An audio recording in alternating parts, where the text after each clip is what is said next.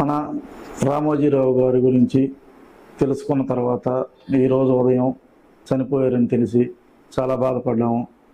మేము మా మిత్ర బృందం అంతా ఈరోజు మన ఆఫీసులో ఆయనకి ఘన నివాళి అర్పించడం జరుగుతుంది.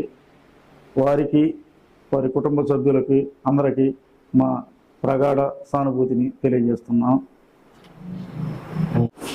రామోజీరావు గారు ఈరోజు చనిపోయారని మా ఫ్రెండ్ హైదరాబాద్ నుంచి కాల్ చేశారు 4 గంటలకి.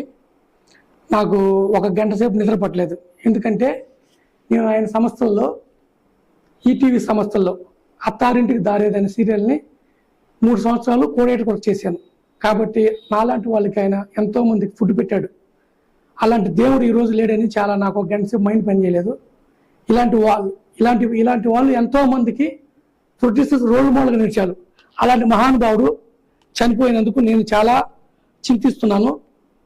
అలాగే ప్రపంచం మొత్తం తెలిసిన ఒక లెజెండ్ అతను మరణాన్ని ఎవరూ జీర్ణించుకోలేకపోతున్నారు.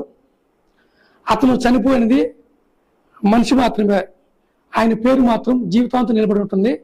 వాళ్ళ వారసులందరూ ఆయన స్థాపించిన సంస్థల్ని కంటిన్యూగా రన్ చేస్తూ ఇంకా ఎక్కువ మందికి నాలాంటి వాళ్ళకి భోజనం పెట్టాలని, ఆయన పేరు ఎప్పుడు జనాలు వినిపించాలని మనస్ఫూర్తిగా కోరుకుంటూ